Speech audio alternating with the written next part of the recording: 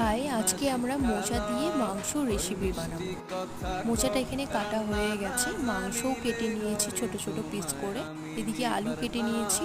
মোচাটা আমরা এখন সেদ্ধ বসাবো একটু নুন হলুদ দিয়ে। পরে আমরা একটা মশলা করে নিয়েছি, শুকনো লঙ্কা, তেজপাতা, পেঁয়াজ, কালো জিরে, জিরে। এরপরে আমরা তেলের মধ্যে এগুলো সব দিয়ে দেবো। মশলাটা কষাতে থাকবো, কষানো হয়ে আসলে মাংসটা দিয়েও কষিয়ে নেব। মাংসটা কষানো হয়ে এসছে, এরপরে আমরা আলুটা দিয়ে দেবো।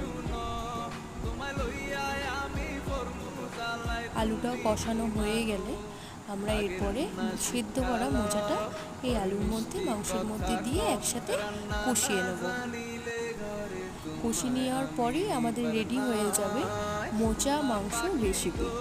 কেমন হয়েছে বন্ধুরা, প্লিজ একটু জানিও। Thank you.